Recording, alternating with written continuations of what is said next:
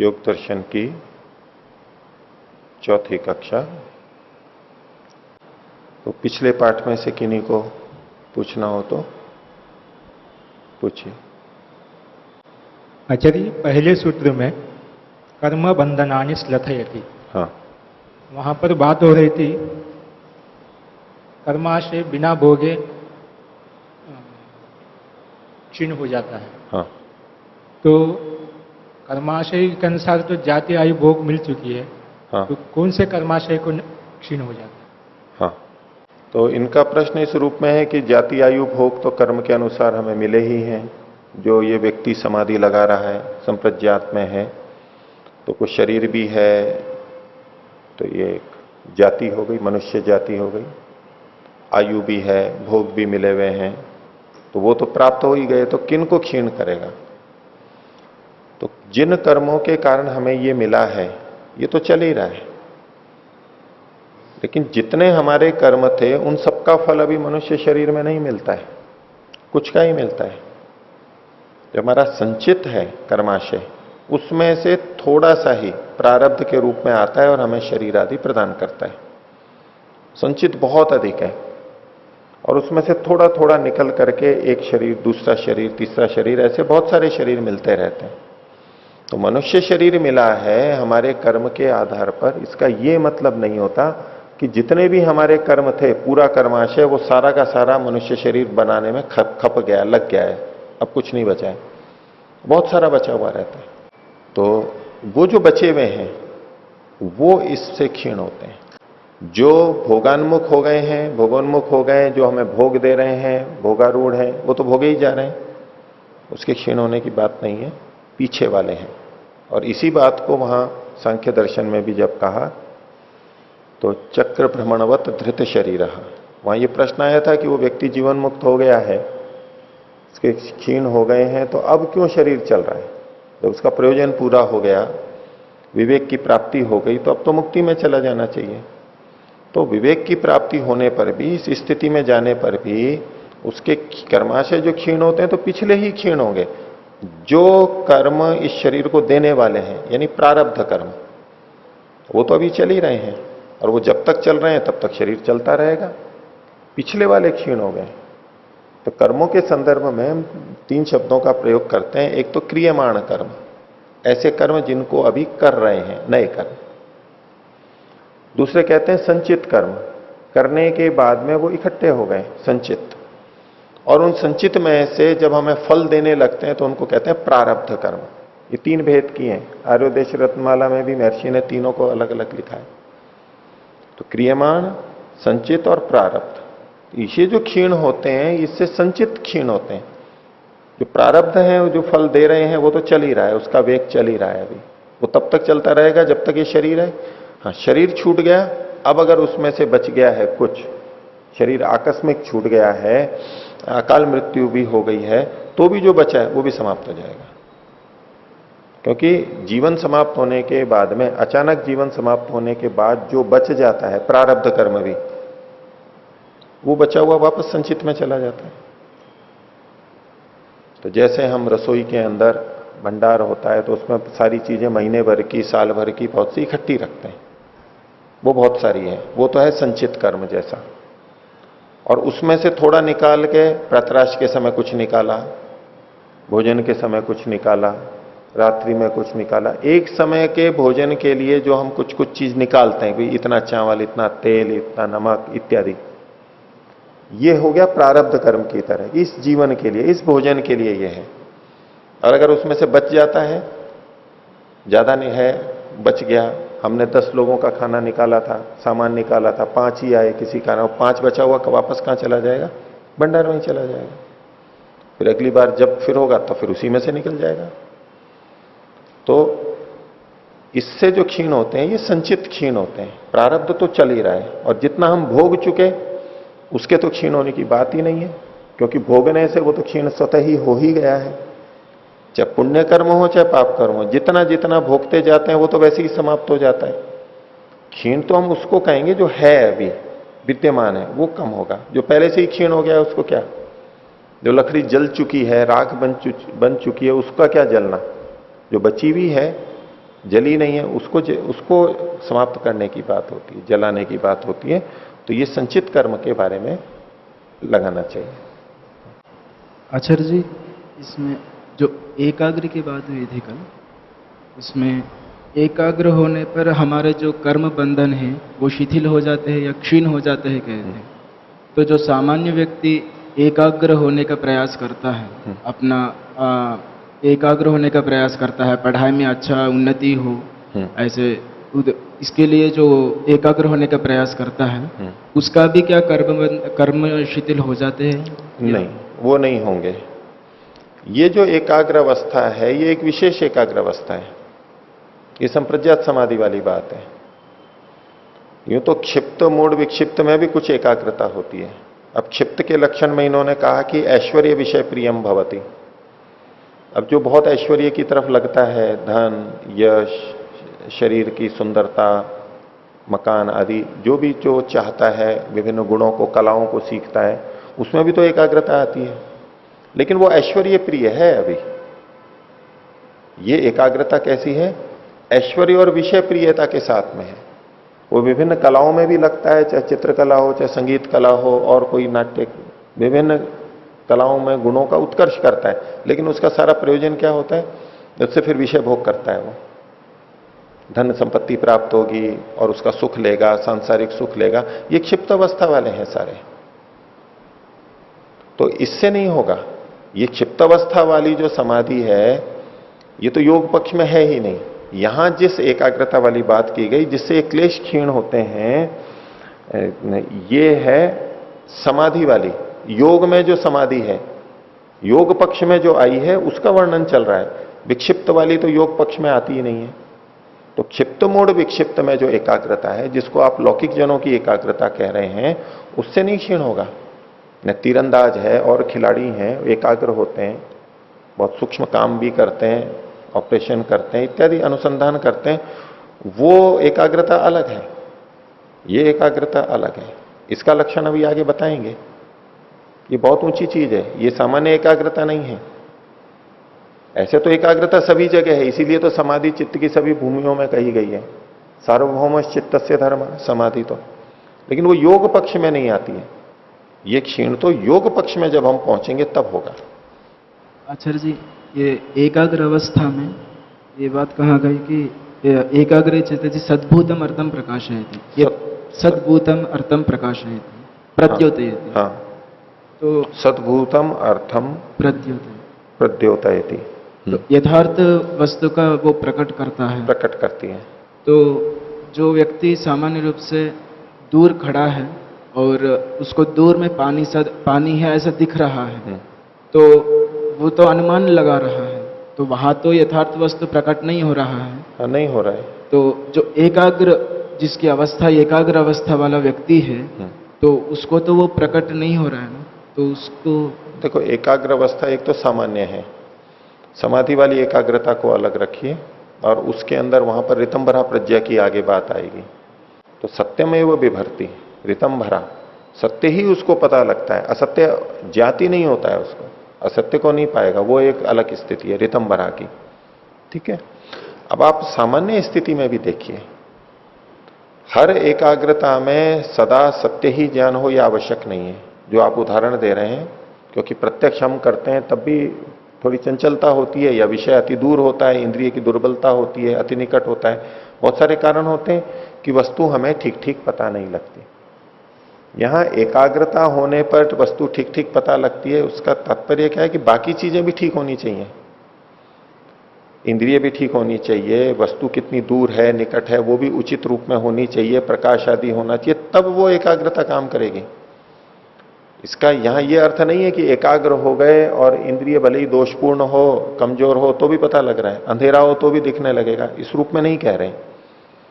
एक चीज के लिए कह रहे हैं, पुस्तक सामने है, वस्तु सामने है, प्रकाश भी है, नेत्र भी है, सब कुछ है। अब कोई चंचल है तो उसको पता लगेगा, वो शब्द बोलता भी जाएगा तो भी उसको अर्थ ही नहीं पता लगेगा। लेकिन एकाग्र होगा तो पता लगने लग जाएगा। अब कोई कहने लगे कि मैं एकाग्र हूं लेकिन आंख बंद है, अब क्यों नहीं पता लग रहा है? तो ये मतलब थोड़ा ना था एकाग्रता का कि अकेली एकाग्रता पता लगा देगी। बाकी सब चीजें जो अनुकूल हैं वो भी तो कारण हैं। उन सब के होते हुए भी चंचलता के कारण हमें वस्तु का स्वरूप पता नहीं लगता है। लेकिन बाकी सब के होते हुए यदि एकाग्रता ले आते हैं तो वस्तु अधिक प्रकट हो जाती है।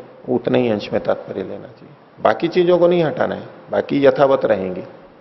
हाँ, और पूछना है, बोलिए। कल एक प्रश्न पूछा गया था, योग और समाधि क्या पर्यायवाची शब्द है?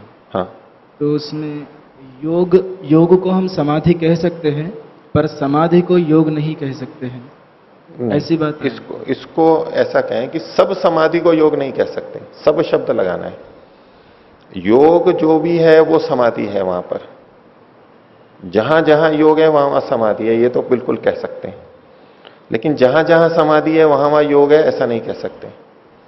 कुछ समाधियों में योग है, यानी संप्रज्ञात, असंप्रज्ञात, एकाग्र और निरुद्ध जो अवस्था में, भूमि में जो समाधि है वो योग पक्ष में आएगी। इसीलिए तो इन्होंने स्पष्टीकरण करना हुआ ना, तत्र विक्षिप्ते चेतसी विक्षेपोपसर्जनी भूता समाधिर न योग पक्षे वर्तते, यही स्पष्टीकरण है। ठीक है, और पूछिए। पहले सूत्र में योग समाधि है और दूसरे में है योग चित्तवृत्ति निरोध। दो परिभाषाएं आती है, तो लक्षण कौन सा है और लक्ष्य क्या, कुछ ऐसा है? हाँ, ये तो योग समाधि तो शब्द की दृष्टि से खोला है केवल, लक्षण तो यही है चित्तवृत्ति निरोध। वो लक्ष्य हुआ, पहला लक्ष्य हुआ। हाँ, नहीं, चित्त ये एक ही बात है। लक्षण और लक्ष्य को आप यूं अलग अलग मत देखिए। अभी इनको बताना है योग किसे कहते हैं, तो योग को समाधि शब्द से भी खोल दिया। और समाधि कौन सी? जो एकाग्र और निरुद्ध अवस्था में होती है। और समाधि में क्या होता है? चित्त की वृत्तियों का निरोध होता है। तो चाहे चित्त की वृत्तियों का निरोध कह लें, चाहे समाधि कह लें और योग कह लें। समाधि कुछ व्यापक है, लेकिन कुछ समाधियां जहां चित्तवृत्ति निरोध होता है उसको योग कहेंगे। अंतर नहीं है इनमें, लक्षणों में। कुछ ओम, ये दूसरे सूत्र जो है तो उसमें योगश चित्त वृत्ति निरोधः, तो अगर वृत्ति शब्द को अगर हटा दें, अगर ये कहते सिर्फ योगश चित्त निरोधः, योगश चित्त वृत्ति निरोध, इनका प्रश्न है कि यदि इसमें से वृत्ति शब्द हटा दें, योगश चित्त निरोध ऐसा ही लक्षण कर देते हैं। योग का मतलब क्या है? चित्त का रुक जाना। तो ये ठीक नहीं है, क्योंकि चित्त पूरा कभी नहीं रुकेगा।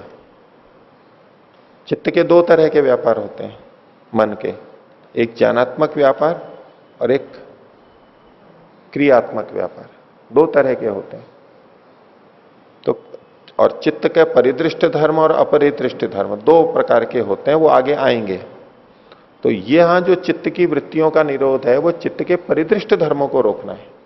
वृत्तियां भी जो आगे बताई जाएंगी, प्रमाण, विपर्य, विकल्प, निद्रा और स्मृति, विस्तार से वहां आगे देखेंगे। ये चित्त के ज्ञानात्मक व्यापार हैं। अगर यहां पर चित्त निरोध है मतलब तो चित्त बिल्कुल ही रुक गया, कुछ नहीं कर रहा है, वो चित्त कुछ भी नहीं करेगा। फिर चित्त की वृत्तियों का निरोध है, चित्त का निरोध नहीं है पूरा। चित्त के कुछ और कार्य होते हैं जो चलते रहते हैं, वो आगे बताएंगे।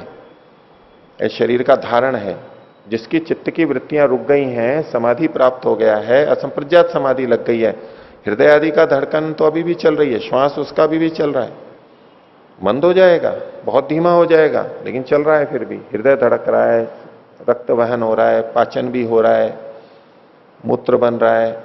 ये जो सारी अंदर क्रियाएं हो रही हैं, ये शरीर का धारण हो रहा है, प्रेरण हो रहा है, ये बिना मन के नहीं होता है, मन से ही होता है। मन इसमें साथ में जुड़ा हुआ रहता है।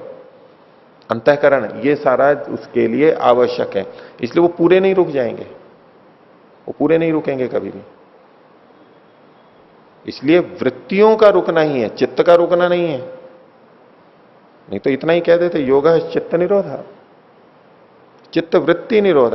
और वृत्तियां भी दो प्रकार की होती हैं, उसमें ज्ञानात्मक वृत्तियां ही यहां तात्पर्य है, विशेषण यहां नहीं दिया है। लेकिन वृत्तियों का जो भी स्वरूप आगे बताया है उसको हम देखेंगे। आप और ध्यान रखना इस बात को, वहां पर पुष्टि होगी इस बात की कि चित्त की वृत्तियां रुकना मतलब चित्त की ज्ञानात्मक वृत्तियां रुकना है। चित्त की सारी वृत्तियां नहीं रुकती हैं, और न ही चित्त के रुकेगा। चित्त की ज्ञानात्मक वृत्तियां केवल रुकेंगी, ऐसा।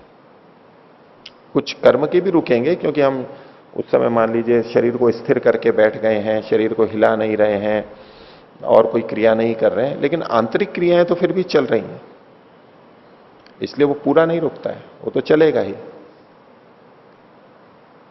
ठीक है, तो बोलिए। ये जो सार्वभौमस चित्तस्य धर्म, इसमें धर्म का अर्थ क्या है? गुण। गुण, धर्म और धर्मी दो शब्द होते हैं। तो धर्मी वो होता है जिसमें धर्म होते हैं, धर्म वाला धर्मी। और धर्म, तो विशेषता को हम धर्म कहते हैं, गुण को, गुण ही विशेषता के रूप में प्रकट हो जाते हैं। तो ये जो समाधि है, ये चित्त की सभी भूमियों में रहने वाला एक धर्म है। समाधि चित्त का एक धर्म है, एक गुण है।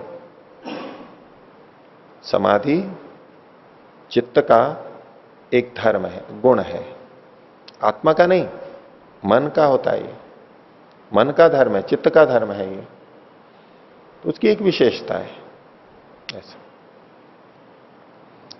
तो आगे देखिए, तो दूसरे सूत्र में हमने दो चीजें देखी थी, क्षिप्त और मूढ़ अवस्था का। अब इसके आगे विक्षिप्त अवस्था का वर्णन है। यहां ये शब्द नहीं लिखे हुए हैं व्यास भाष्य में। पहले सूत्र में जो चित्त की 5 भूमियां बताई हैं, उनका यहां पर नाम नहीं लिखा हुआ है, लेकिन ये क्रमशः वही है। आगे की एकाग्र और निरुद्ध अवस्था को हम जुका तू देखेंगे।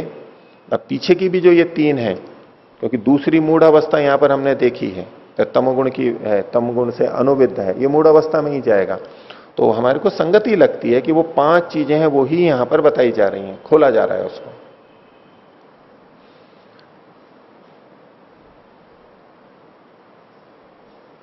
तो अब देखिए आगे, तदेव, तदेव मतलब वही चित्त, वही मन। कौन सा मन? तो जो पीछे सबसे ऊपर कहा था दूसरी पंक्ति में, प्रख्यारूपम ही चित्त सत्वम, प्रख्यारूप सत्व गुण प्रधान जो मन है वही मन, तदेव वही मन। पीछे की जो 2 स्थितियां बताई, वहां जो मन है वही मन, पहले में भी वही था, दूसरे में भी वही था, तीसरे में भी वही था, मन नहीं बदल रहा है, मन तो वही है, चित्त वही है, रचनात्मक दृष्टि से वही है, मूल जो संगठन है उसका अवयवों का संयोग है वो वही है, लेकिन फिर भी गुणों का उतार चढ़ाव हो रहा है, उसको बता रहे हैं। तो तदेव वही चित्त, प्रक्षीण मोहावरणम, जब जिसमें मोह का आवरण क्षीण हो गया है, मोह का आवरण यानी तमोगुण का, पिछले में जो स्थिति थी तमसानुविद्धम, उसके लिए कह रहे हैं। तो प्रक्षीण मोहावरणम, मोह का जो मोह रूप जो आवरण है, यानी तमोगुण का जो आवरण है, तमोगुण से जो दबाव आ गया था, तमोगुण की अधिकता थी, वो प्रक्षीण हो गया है, जिसमें तमोगुण की क्षीणता हो गई है। प्रख्यारूप तो वो है ही, और अब तमोगुण क्षीण हो गया है। लेकिन सर्वत, और आगे सर्वतः प्रद्योतमानम, और सब ओर से वो प्रद्योतित हो रहा है, प्रकाशित हो रहा है, प्रकट कर रहा है ज्ञान की क्रिया। प्रख्यारूपम ही चित्त सत्वम, ज्ञान काफी बढ़ गया है सब ओर से, कहीं कहीं से नहीं, सब ओर से। सत्वगुण प्रधान था ही चित्त, प्रख्यारूप था ही, लेकिन तमोगुण जैसे ही क्षीण हुआ तो वो पूरी तरह से जलने लगा, सब तरह से प्रद्योतित होने लगा। तमोगुण जब आ जाता है तो चित्त सात्विक होते हुए भी तमोगुण उसको रोक देगा, दबा देगा। जैसे कि बहुत सारे प्रकाश के बल्ब हों और उनके ऊपर मलिनता आ जाए, उनको कोई ढक दे तो प्रकाश कम हो जाएगा, और जब उस मलिनता को हटा दिया जाए तो वो सारा एकदम प्रकाशित हो जाएगा सब ओर से। उसी तरह से तो तदेव प्रक्षीण मोहावरणम सर्वतः प्रद्योतमानम, सब ओर से चमकता हुआ, प्रकाशित होता हुआ, सक्रिय होता हुआ ज्ञान की दृष्टि से। अनुविद्धम रजो मात्रया, लेकिन रजोगुण की थोड़ी मात्रा से बिंधा हुआ है वो, रजो मात्रया अनुविद्धम। पिछले वाले में मूढ़ अवस्था में क्या था? तदेव तमसानुविद्धम, तमोगुण से बिंधा हुआ होता था वो। यहां रजोगुण बिंधा हुआ है, लेकिन रजोगुण से बिंधा हुआ है, लेकिन रजोगुण की थोड़ी मात्रा है, रजो मात्रया। पिछले वाले में तमोगुण से बिंधा हुआ था, तमोगुण बहुत अधिक था। अब यहां पर तमोगुण तो क्षीण हो गया है, रजोगुण भी कम है, लेकिन रजोगुण की थोड़ी मात्रा से वो बिंधा हुआ है, ऐसा चित्त है ये। तो सर्वतः प्रद्योतमानम अनुविद्धम रजो मात्रया, लेकिन रजोगुण की मात्रा से बिंधा हुआ है। अब ये कैसा होता है? कहा धर्म ज्ञान वैराग्य ऐश्वर्योपगम भवति। ऐसा चित्त धर्म की तरफ बढ़ेगा और उसकी प्रवृत्ति धर्म की तरफ होगी, उसकी प्रवृत्ति ज्ञान की तरफ होगी। वो जानना चाहेगा, अज्ञान को हटाना चाहेगा, उसके लिए बहुत प्रयत्न करेगा। धर्म ज्ञान और वैराग्य सांसारिक विषयों से अलग हटेगा, लेकिन ऐश्वर्योपगम भवति, ऐश्वर्य की इच्छा फिर भी उसमें रहेगी, विभिन्न गुणों का उत्कर्ष वो चाहेगा। धर्म पूर्वक करेगा, ज्ञान से करेगा और वैराग्य रहेगा, विषय प्रिय नहीं होगा वो। लेकिन विषय प्रिय न होते हुए भी ऐश्वर्य को तो वो चाहेगा, विभिन्न गुणों को तो चाहेगा। वो अपने ज्ञान को बढ़ाना चाहेगा, अपनी बुद्धि को बढ़ाना चाहेगा, अपने स्वास्थ्य को बढ़ाना चाहेगा, सुयश चाहेगा, ये चीजें तो चाहेगा। विभिन्न कलाओं के पीछे भी वो भागेगा, लेकिन अंतर रहेगा। क्षिप्त अवस्था वाला कैसा था? ऐश्वर्य विषय प्रिय होता वो, ऐश्वर्य भी चाहिए और साथ में विषयों की तरफ भी इच्छा रहती है, विषयों को भोगना चाहता है वो, गुणों का उत्कर्ष भी चाहता है लेकिन विषयों को भी भोगना चाहता है। ये था रजोगुण तमोगुण दोनों जुड़े हुए थे, और इसमें तमोगुण तो क्षीण हो गया, बहुत कम है, और रजोगुण भी थोड़ी सी मात्रा में है, सत्वगुण ही अधिक है। ये बहुत अच्छी सात्विक स्थिति है, विक्षिप्त अवस्था भी बहुत अच्छी सात्विक स्थिति है सामान्य रूप से देखें तो धर्म की तरफ रुचि होगी, धर्म के पालन में उसकी रुचि होगी, उधर ही बढ़ेगा, वो अधर्म नहीं करेगा, बचेगा उससे, अपने को रोक के रखेगा, संयम करेगा, धर्म के लिए कष्ट को सहन करता रहेगा, वो ऐसा व्यक्ति होगा ये।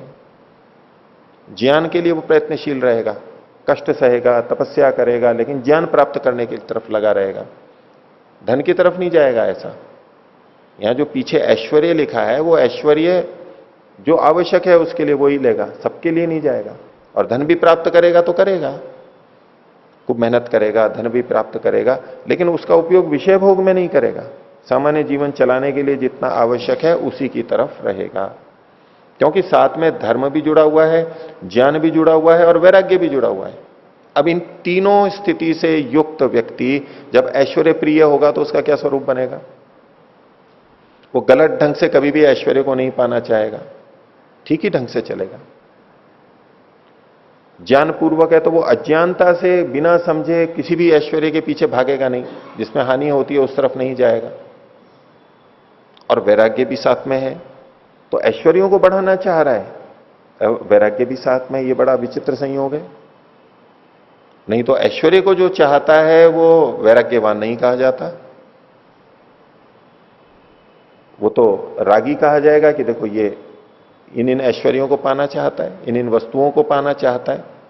लेकिन ये अलग विचित्र स्थिति है, गुणों को चाहता है, ऐश्वर्य चाहता है। ऐश्वर्य मतलब केवल धन ही नहीं होता है, उसके अलावा भी सब कुछ है, बहुत कुछ गुण है। उसमें इच्छा रहती है कि मेरे गुण बढ़ें, विभिन्न शक्तियां बढ़ें, सामर्थ्य बढ़ें, पर वैराग्य के साथ साथ वो उनको अपने उपभोग के लिए नहीं लेता है, विषयों के भोग के लिए प्रयोग नहीं करता है, वो अपनी उन्नति के लिए, आध्यात्मिक उन्नति के लिए, धर्म की उन्नति के लिए उस ऐश्वर्य का प्रयोग करता है। ये बहुत बड़ा अंतर है।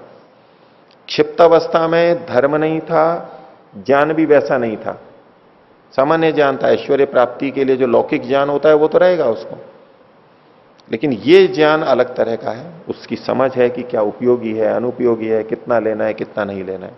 ये कब हुआ है कि ये सत्वगुण की प्रधानता है इसमें, तमोगुण बहुत कम हो गया है, लेकिन रजोगुण अभी अनुवित है। तो ऐसा भी कोई व्यक्ति हो, वो भी बहुत ऊंचा, बहुत अच्छा लगेगा, बहुत सात्विक लगेगा, हमारे को बहुत धार्मिक लगेगा, साधक लगेगा। ये विक्षिप्त स्थिति वाला भी, ये बहुत ऊंची स्थिति है। इन चारों को जिस तरफ उसकी तरफ रुचि होगी उसकी, तो धर्म ज्ञान वैराग्य ऐश्वर्योपगम भवति। उपग कहते हैं उसकी तरफ निकट जाने वाला। ये सारे उसमें आ ही जाए आवश्यक नहीं है, लेकिन उसमें रुचि रहेगी, वो प्रयत्न करता रहेगा, इन्हीं तरफ बढ़ेगा वो। परिपूर्णता तो बाद में आएगी, लेकिन इसी तरफ बढ़ेगा, इसी तरफ उसके प्रयत्न चलते रहेंगे। ये विक्षिप्त अवस्था का वर्णन है। क्षिप्त मूढ़ विक्षिप्त, इस स्थिति को भी योग पक्ष में नहीं लिया है। पीछे जो व्यास जी ने कहा था विक्षिप्त अवस्था में जो समाधि है वो योग पक्ष में नहीं है, जबकि ये बहुत ऊंची स्थिति है, लेकिन वो योग नहीं है, अभी वो शोर बढ़ रहा है। तो वैराग्य ऐश्वर्योपगम भवति। आगे देखिए, तदेव वही चित्त, वही प्रख्यारूप जो चित्त था, अब ये योग वाली बात शुरू हो रही है, ऊंची स्थिति। तो तदेव रजोलेश मलापेतम, रजोलेश, रजोगुण का जो लेश था, जो पीछे कहा गया था ना, अनुविद्धम रजो मात्रया, रज की थोड़ी सी मात्रा से अनुविद्ध था, ये भी उसने क्षीण कर लिया है। तो तदेव रजोलेश मलापेतम, रज का जो लेश था उसके मल से भी जो अपेत हो गया है, हट गया है। तमोगुण भी मल है, जो पीछे कहा था उन्होंने प्रक्षीण मोहावरणम, वो भी एक मल है चित्त का, उपयोगी भी है लेकिन मल भी है। और रजोगुण भी एक तरह से मल ही है शुद्ध सात्विक दृष्टि से, उसको भी क्षीण किया उसने। तो तदेव रजोलेश मलापेतम, जिसमें रजोगुण का जो लेश था, इस रूप में जो मल था, वो भी जिसका हट गया, अपेत हो गया है, ऐसा वो चित्त फिर कैसा है? स्वरूप प्रतिष्ठम, वो अपने स्वरूप में स्थित हो गया है। ये चित्त के अपने स्वरूप की स्थिति है। और चित्त का अपना स्वरूप क्या है? तो पीछे जो कहा था प्रख्यारूपम ही चित्त सत्वम, ये प्रख्यारूप होना, सत्वगुण की प्रधानता होना, ये चित्त का अपना स्वरूप है। परमात्मा ने हमें ऐसा ही चित्त बना करके दिया है, प्रख्यारूप ही बना के दिया है सबको। चित्त त्रिगुणात्मक है, प्रख्या प्रवृत्ति स्थितिशीलत्वा त्रिगुणम, इतनी बात ठीक है कि तीनों गुण उसमें है, पर सत्व गुण की प्रधानता है, और ऐसा सभी को बना के दिया है, सभी का चित्त ऐसा ही है। लेकिन ये अब अपने स्वरूप में स्थित नहीं है। जितना सत्वगुण उसमें है उसको हम सक्रिय नहीं रख पा रहे हैं, और जो थोड़ा रजोगुण तमोगुण था उसको हमने अधिक सक्रिय कर रखा है, तो अब अव्यवस्था हो जाती है। जैसे हम कहें कि समाज के अंदर अधिकांश व्यक्ति सामान्य रूप से सज्जन होते हैं, झगड़ा वगड़ा ज्यादा नहीं करते हैं, ऐसे कुछ होते हैं दुष्ट जो अपराधी होते हैं, वो होते थोड़े से हैं। बड़े बड़े अपराध जो करते हैं उनकी दृष्टि से कह रहा हूं, लेकिन सज्जन चुप बैठे हैं, और दुर्जन थोड़े से भी हैं, 1, 2, 3%, 5%, वो भी सक्रिय हैं, तो क्या दिखाई देगा? सारे झगड़ा, उत्पात, समस्याएं, यही दिखाई देंगी।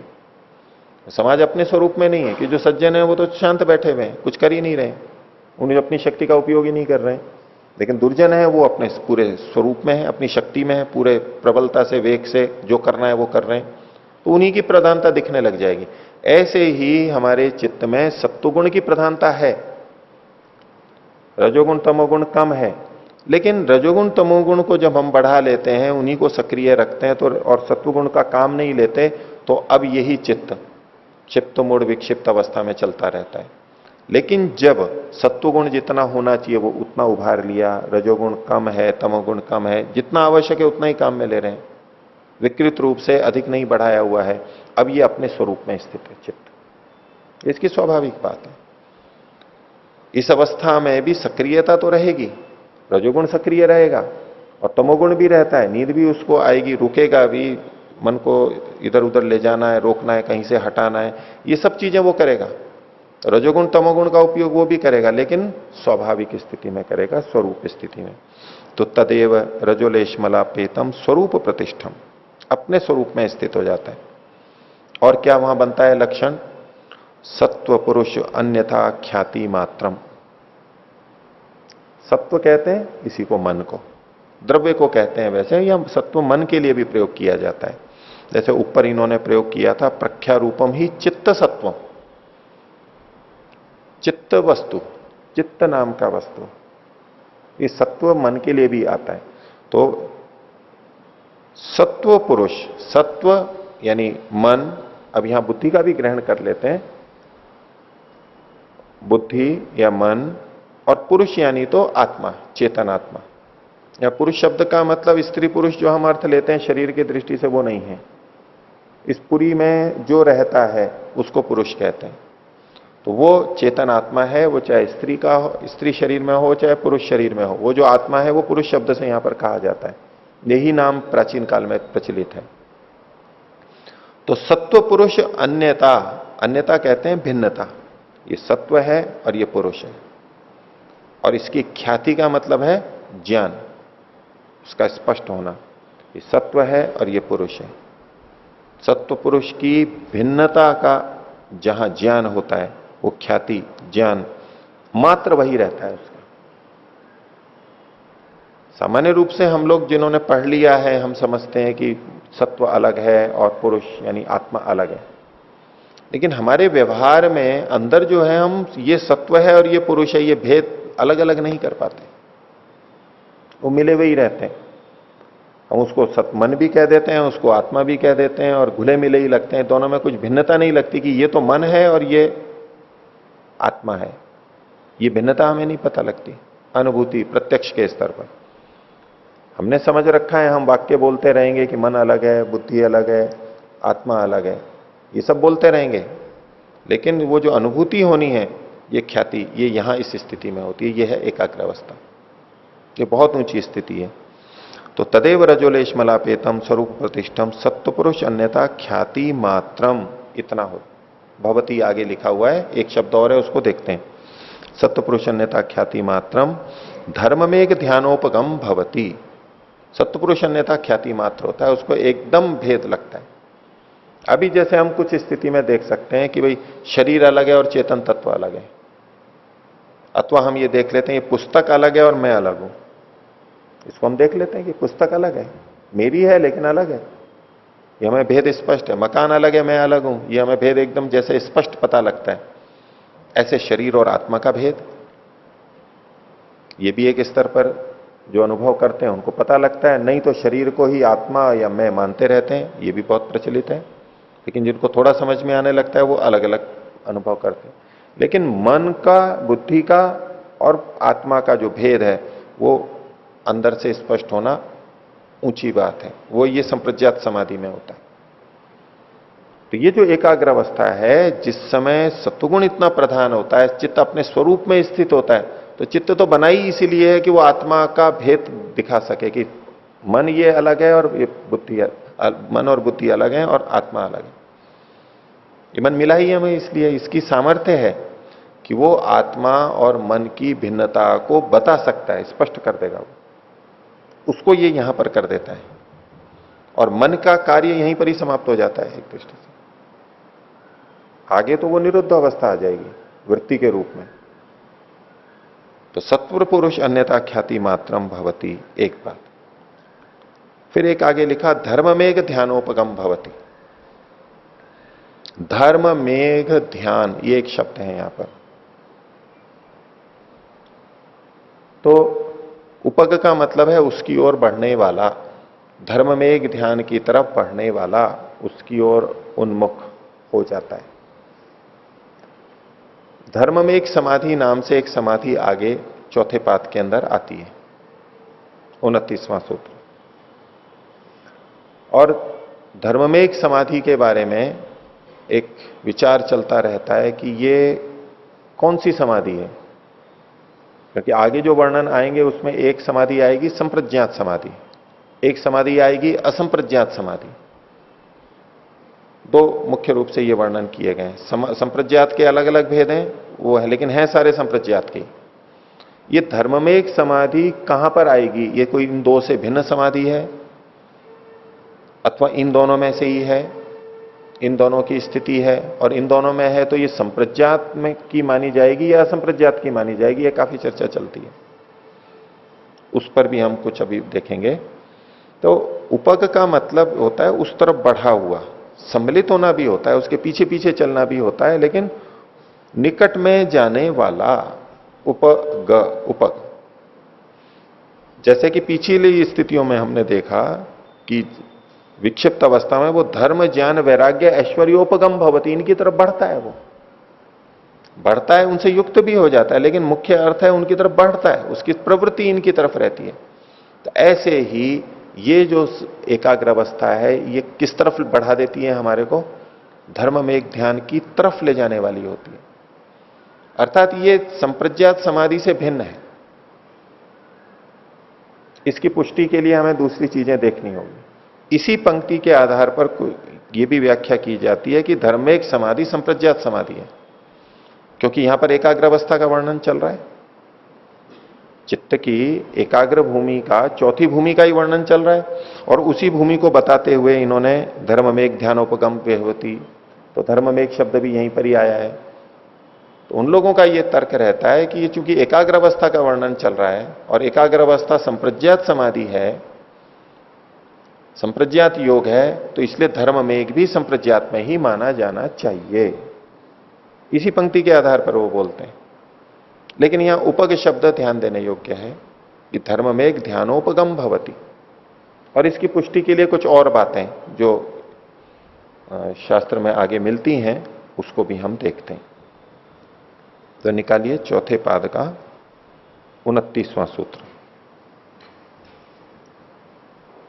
प्रसंख्याने अपि अकुसीदस्य सर्वथा विवेक ख्यातेर धर्ममेघ समाधि। धर्ममेघ शब्द, धर्ममेघ समाधि, ये शब्द यहां पर सूत्र में सीधे सीधे आया। अभी जो हम पढ़ रहे थे वहां क्या था? धर्ममेघ ध्यानोपगम भवति, वहां ध्यान शब्द पढ़ा हुआ था, और यहां पर समाधि शब्द पढ़ा हुआ है। और योग के 8 अंगों में 7वां और 8वां अंग वो ध्यान और समाधि के नाम से कहा जाता है। ध्यान अलग है और समाधि अलग है। 8 अंगों में ध्यान 7वां अंग है और समाधि 8वां अंग है। तो सामान्य रूप से जो वर्णन है वो ध्यान और समाधि को अलग अलग मान करके ही होता है। ये होते हुए भी, ये अपने आप में बिल्कुल ठीक बात है कि ध्यान और समाधि अलग अलग है, लेकिन अब आप शब्द देख रहे हैं धर्ममेघ ध्यानोपगम भवति, और यहां धर्ममेघ समाधि, ये शब्द यहां पर आए। तो कहीं कहीं पर इस शास्त्र में समाधि के लिए भी ध्यान शब्द का प्रयोग होता है। उसके लिए कुछ और प्रमाण भी देखने योग्य हैं जो अभी आपके सामने रखूंगा, क्योंकि ये एक विचारने का बिंदु है।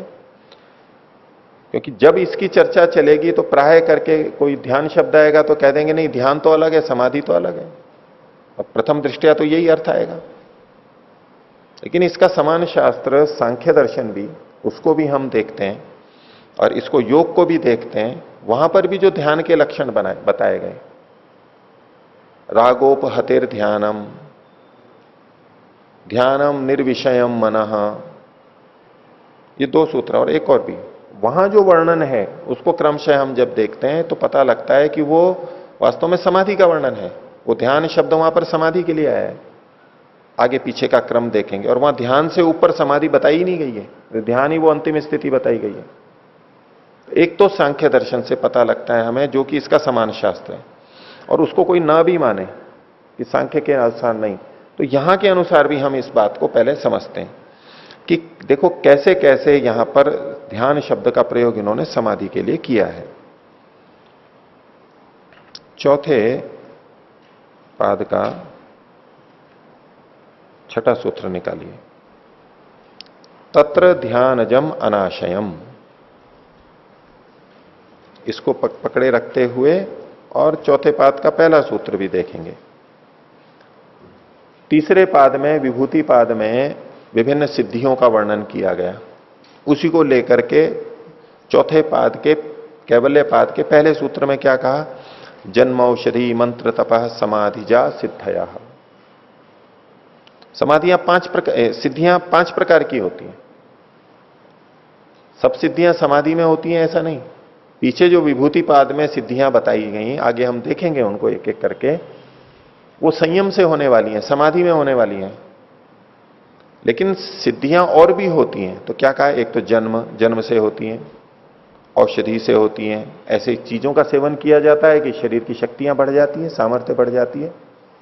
सिद्धि का मतलब है शरीर की, इंद्रियों की, बुद्धि की, अंतःकरण की शक्ति सामर्थ्य का बढ़ना। सामान्य जितनी शक्ति रहती है उससे अधिक शक्ति बढ़ जाती है, उसी को कहते हैं कि सिद्धि है। उसी को हम आश्चर्य कहते हैं, उसी को चमत्कार कहने लगते हैं। गुण शक्तियों का, सामर्थ्य का बढ़ना, यह सिद्धि कहलाता है।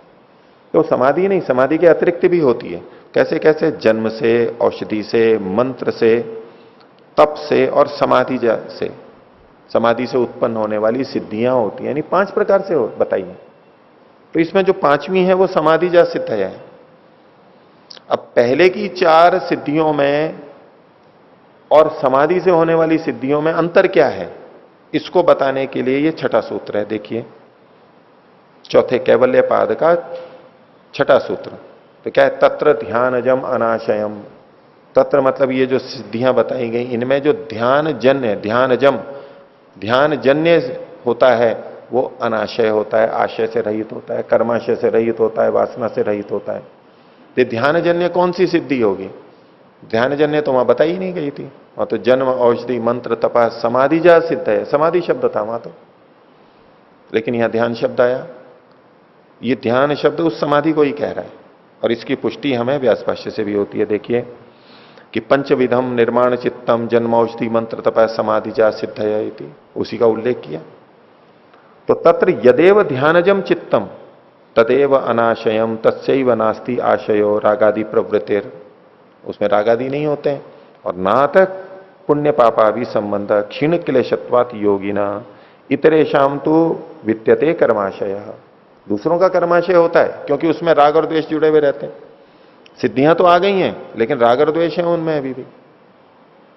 सिद्धियों को देख करके ये नहीं कह सकते कि ये योगी है, सिद्धियों को देख करके ये नहीं कह सकते कि इसने अपने राग द्वेषों को हटा लिया है।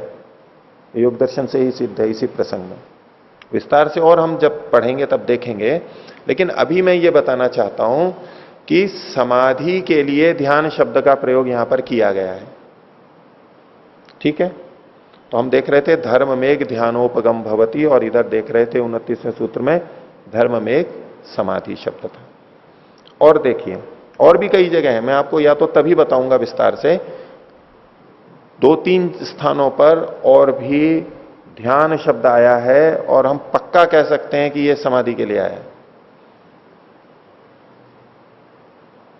वितर्क विचार आनंद जो समाधियों के नाम हैं, पीछे और नाम भाष्य में आया था, आगे और बताएंगे। उसका भी एक जगह वर्णन मिलता है, वो नाम वही आएंगे और वहां ध्यान शब्द आएगा। ध्यान है अस्तवृत्त है, ये भी एक सूत्र है, वो भी समाधि ही है वहां पर। तो 3-4 स्थल हमें योग दर्शन में ही व्यास भाष्य में ऐसे मिलते हैं जहां समाधि के लिए ध्यान शब्द का प्रयोग किया। बाकी जगह जहां ध्यान आया वो ध्यान के लिए ही है, 7वें अंग के लिए ही है, लेकिन कुछ स्थानों पर ध्यान शब्द 8वें अंग समाधि के लिए भी प्रयोग किया जाता है। ये हमारे मन में रहे, वो है या नहीं है वो तो जब पढ़ेंगे तो आपको पुष्टि हो जाएगी। अभी आप मान करके चलिए। तो अब 29वें सूत्र को देखिए। प्रसंग हमारा यह है कि धर्ममेघ नाम से जो चीज कही जा रही है वो कौन सी भूमि में है, एकाग्र अवस्था में है या निरुद्ध अवस्था में, संप्रज्ञात में या असंप्रज्ञात में। तो देखिए यहां धर्ममेघ विवेक ख्यातिर धर्ममेघ समाधि, धर्ममेघ समाधि होती है। अब ये समाधि कब होती है, उसके लिए कहा सर्वथा विवेक ख्याते है। सर्वथा जब विवेक ख्याति होती है तब होती है। सर्वथा विवेक ख्याति सामान्य नहीं, सर्वथा विवेक ख्याति। इसको भी हम दूसरे सूत्र के भाष्य से आगे देखेंगे। निकालिए, अभी देखते हैं। ये जो धर्ममेघ ध्यानोपगम भवती, फिर आगे कहा तत्परम प्रसंख्यानमिति आचक्षते ध्यायिन।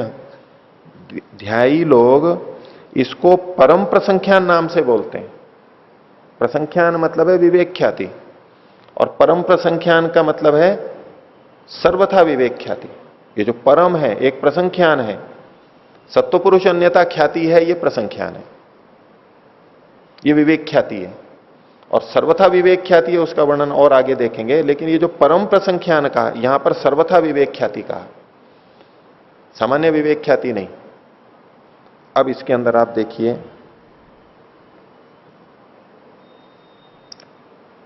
यहां जो वर्णन किया गया इन्होंने कि जो प्रसंख्याने अपि कुसीदस्य, प्रसंख्यान क्या है, वही सत्व पुरुष अन्यथा ख्याति जो हम पीछे देख रहे थे। उसमें भी जिसको राग नहीं हो, अकुसीद हो जाए, उसमें भी जिसकी गर्धा ना हो। जैसे सामान्य सांसारिक विषयों में हमारी रुचि रहती है, हम उसको पाना चाहते हैं, विरक्त नहीं होते, राग बना रहता है। ऐसा ही विवेक ख्याति के प्रति भी राग बना हुआ रहता है, वो भी उसमें हट गया है। अभी हमारे समझ में नहीं आएगा कि विवेक ख्याति के प्रति भी राग होता है और वो मुक्ति में बाधक होता है।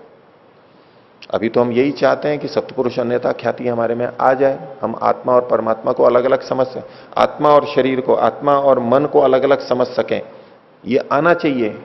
लेकिन उसको प्राप्त करने पर भी उसमें भी राग रहता है, अभी दोष रहता है, जिसको कि ये हटाते हैं।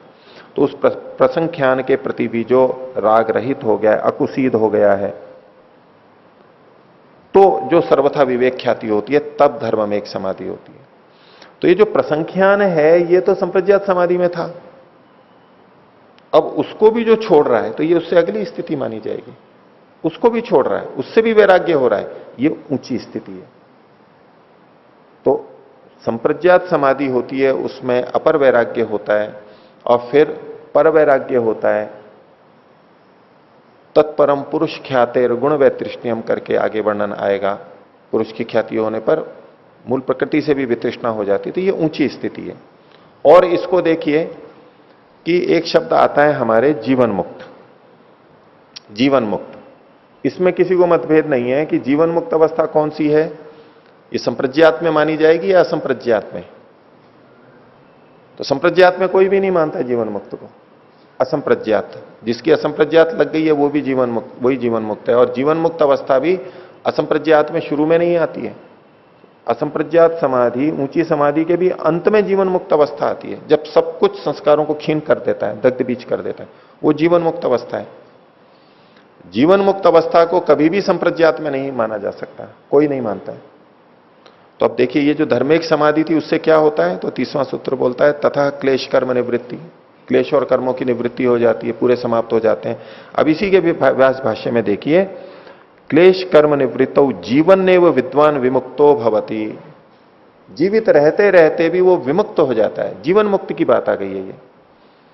तो धर्ममेघ के तत्काल बाद में अगला सूत्र जीवन मुक्त स्थिति को बता रहा है।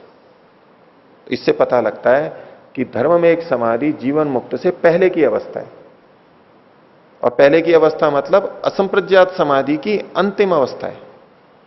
असंप्रज्ञात समाधि की जो अंतिम अवस्था आएगी वो धर्ममेघ है, और धर्ममेघ के बाद में जीवन मुक्त अवस्था है, ये और भी ऊंची अवस्था है।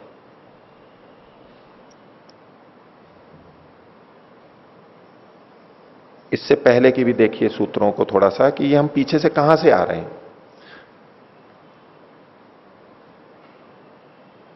27वां सूत्र देखिए, कैवल्यपात का ही, तच्छित्रेषु प्रत्यांतराणि संस्कारेभ्य।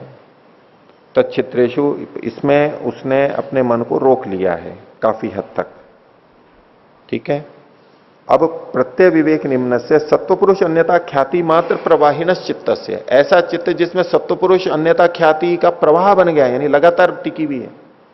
अभी हम एकाग्र अवस्था में देख रहे थे सत्वपुरुष अन्यता ख्याति शब्द, दूसरे सूत्र में एकाग्र अवस्था में सत्वपुरुष अन्यता ख्याति आ रही है, और ये सत्वपुरुष अन्यता ख्याति मात्र प्रवाह जिसका चित्त बन गया है, लगातार वही बना हुआ है। तो सत्वपुरुष अन्यता ख्याति की भी जो ऊंची अवस्था है उसका वर्णन 27वें सूत्र में आ चुका है। और चित्तस्य छिद्रेषु, इसमें भी कुछ छिद्र रहते हैं, दोष रहते हैं।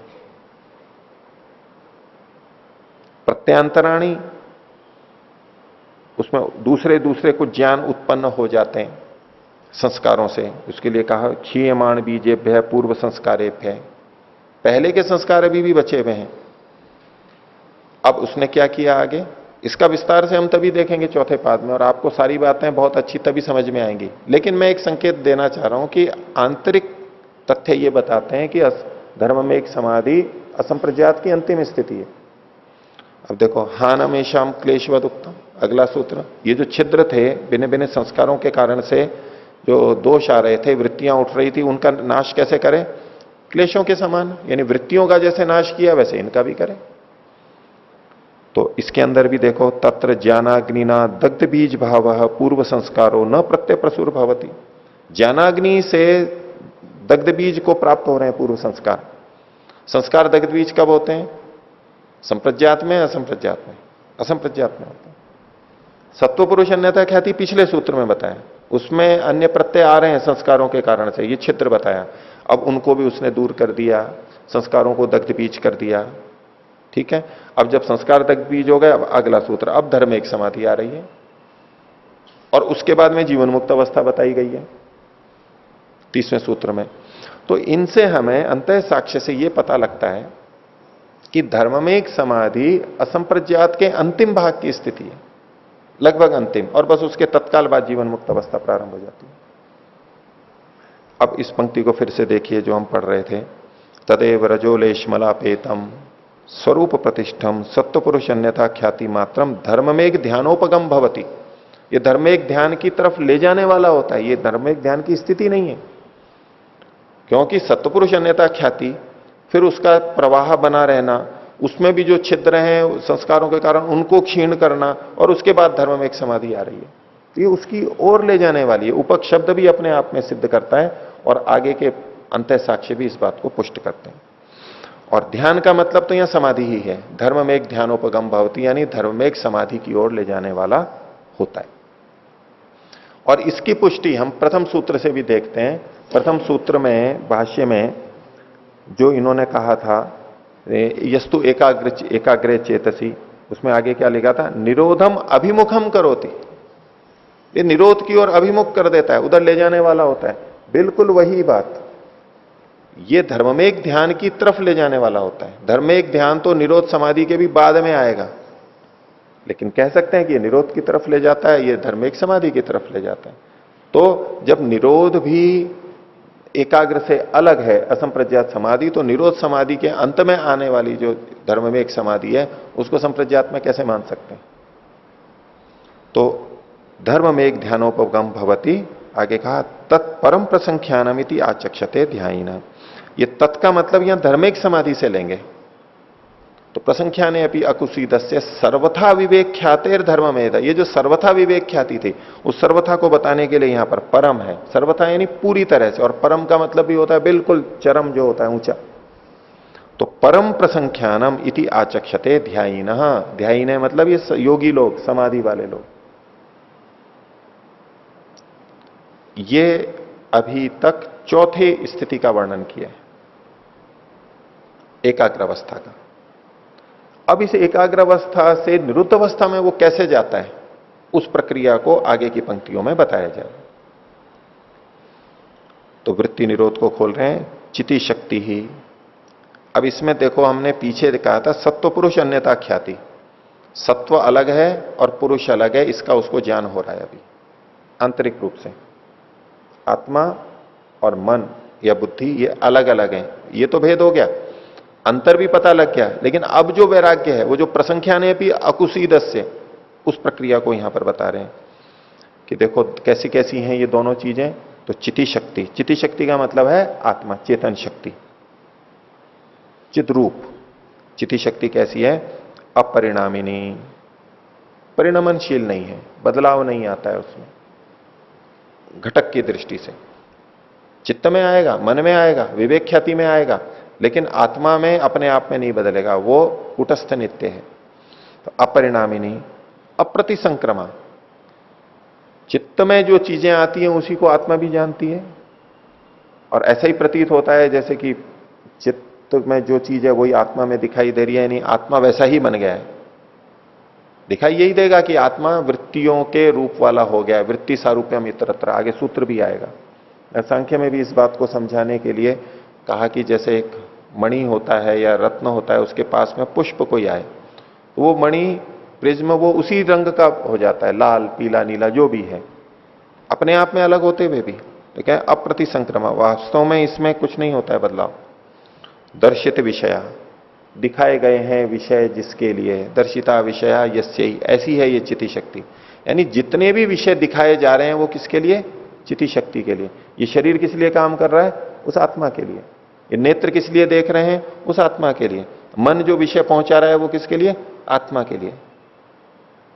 तो दर्शित विषय का मतलब ये नहीं लेते हैं कि जिसने सारे विषयों को देख लिया है, वो भी तात्पर्य लिया जा सकता है कि जिसने दर्शित देख लिए हैं इस विषय, जिसने सारे विषयों को जिसने देख लिया है। लेकिन यह दर्शिता विषया यस्यै, जिस चिति शक्ति के लिए ये विषय दिखाए जाते हैं, दिखाए गए हैं, वो चिति शक्ति है, दर्शित विषय। अर्थात इससे हमें क्या पता लगता है, चित्त से इसका भेद पता लगेगा। ये विषय चित्त के लिए नहीं है, ये आत्मा के लिए है। तो मुख्य कौन होगा, आत्मा मुख्य है, ये चित्त यानी मन मुख्य नहीं है, आत्मा मुख्य है। दर्शित विषया शुद्धा च अनंता च, शुद्ध है अपने आप में, वो मलिन नहीं होता है, आत्मा स्वरूपता है, शुद्ध ही है। और अनंता च, अनंता का मतलब है चिति शक्ति, अनंत है मतलब उसका नाश नहीं होता है। अनंत का मतलब एक होता है देश की दृष्टि से अनंत, यानी सर्वव्यापक विभू, कि उसका कोई और छोर ही नहीं है, ऐसा तात्पर्य नहीं यहां पर। क्योंकि चिति शक्ति जो आत्मा है वो तो एक देशी अणु है, परमात्मा सर्वव्यापक है। यहां अनंत का मतलब है जिसका अंत नहीं होता, नाश नहीं होता, इसकी उत्पत्ति भी नहीं होती, नष्ट भी नहीं होता, ऐसी ये अनंताच। तो चिति शक्ति अपरिणामिनी अप्रतिसंक्रमा दर्शित विषया शुद्धाच अनंताच। और सत्वगुणात्मिका च अयम अतो विपरीता विवेक ख्याति रीति, ये जो विवेक ख्याति की बात पीछे की गई थी जो कि चित्त के अंदर होती है, वो कैसी है? सत्वगुणात्मिका, ये सत्वगुण की प्रधानता वाली है। एकाग्रावस्था सत्वगुण की प्रधानता है, सत्वगुणात्मिका है। च इयम अतो विपरीता, इससे विपरीत, इस चिति शक्ति से विपरीत है। कौन? विवेक ख्याति। कैसे विपरीत है? तो चिति शक्ति थी अपरिणामिनी, तो विवेक ख्याति परिणामिनी होगी। चित्त पे भी लगा सकते हैं, और विवेक ख्याति चूंकि चित्त में रहती है उससे भी। अभी विवेक ख्याति से विरक्त कैसे होता है व्यक्ति? वहां जो कहा प्रसंख्यान है भी अकुशीदस से, उस प्रसंख्यान विवेक ख्याति जिसके लिए लोग तड़पते हैं कि हमें प्राप्त हो जाए, उससे भी इसको वैराग्य हो रहा है कि नहीं ये भी नहीं चाहिए मुझे। वो क्यों बन रहा है? तो उसको पता लगता है कि चिति शक्ति तो अपरिणामी नहीं है, ये विवेक ख्याति तो परिणामी नहीं है, बदल जाती है। ये तो अप्रतिसंक्रमा, ये तो प्रतिसंक्रम को प्राप्त होती है, वो प्रतिसंक्रम को नहीं होती है। चिति शक्ति दर्शित विषय वाली है, उसी के लिए विषय दिखाए जा रहे हैं, लेकिन ये जो चित्त है या विवेक ख्याति है, ये तो इसके लिए विषय नहीं दिखाए जाते, बल्कि ये दूसरों के लिए है। और शुद्ध, ये अशुद्ध भी होती है, वो शुद्ध भी होती है। और अनंताच, वो तो चिति शक्ति नष्ट नहीं होती है, ये तो नष्ट भी हो जाती है। तो ये गुण धर्म विवेक ख्याति में और परोक्ष रूप से सत्व में, चित्त के अंदर भी लगाए जाते हैं, क्योंकि विवेक ख्याति चित्त में ही होती है। धर्म और धर्मी में अभेद रूप में यहां पर मान के कर सकते हैं। विवेक ख्याति चित्त में रहती है और उसमें ये दोष हैं, इसके कारण से अतस्तस्याम विरक्तम चित्तम, ये मन जो है इसलिए उससे भी विरक्त हो जाता है विवेक ख्याति से। तामपि ख्यातिम निरुणति, उस ख्याति को, विवेक ख्याति को भी रोक देता है, चलने नहीं देता है उसको। क्यों निरुद्ध अवस्था में जाता है? एकाग्र अवस्था को छोड़ के निरुद्ध अवस्था में क्यों जाता है? उसका कारण बताया, बोलता है ये भी त्याज्य है, ये मेरे लिए अनुकूल नहीं है। तदवस्थम संस्कारोपगम भवति, इस स्थिति में चित्त कैसा होता है? केवल संस्कारों की तरफ बढ़ा हुआ होता है। वृत्तियां रुक जाती हैं लेकिन संस्कार फिर भी रहते हैं, संस्कार शेष होता है। संस्कार शेषो अन्य, आगे सूत्र में भी आएगा। संस्कारोपगम भवति, वृत्तियां रुक गई हैं, निरुद्ध अवस्था है लेकिन संस्कार नहीं गए हैं अभी। संस्कारोपगम भवति स निर्बीज समाधि, वो बिना बीज वाली समाधि है, अविद्यादि दोष हटे हैं उसके, लेकिन संस्कार के रूप में अभी भी हैं, वृत्ति के रूप में। न तत्र किंचित संप्रज्ञायते इति असंप्रज्ञात है। इसको असंप्रज्ञात क्यों कहते हैं? कि वहां पर वृत्ति के रूप में बाहर का कुछ भी ज्ञान नहीं होता है, वो सब समाप्त हो जाते हैं, इसलिए इसको असंप्रज्ञात कहते हैं। और संप्रज्ञात को संप्रज्ञात क्यों? उसमें सम्यक प्रकर्ष रूप से ज्ञान होता है, अच्छी तरह से और खूब, पूरा, गुणवत्ता और मात्रा दोनों दृष्टियों से बहुत अच्छा ज्ञान होता है, ये उससे भिन्न है, यह असंप्रज्ञात है। और द्विविधा स योग चित्तवृत्ति निरोधा इति, इसलिए जो चित्तवृत्ति निरोध योग है वो द्विविधा, दो प्रकार का है, एक संप्रज्ञात और एक असंप्रज्ञात, एकाग्र वाला और निरुद्ध वाला। तो आज का विषय इतना ही रखते हैं।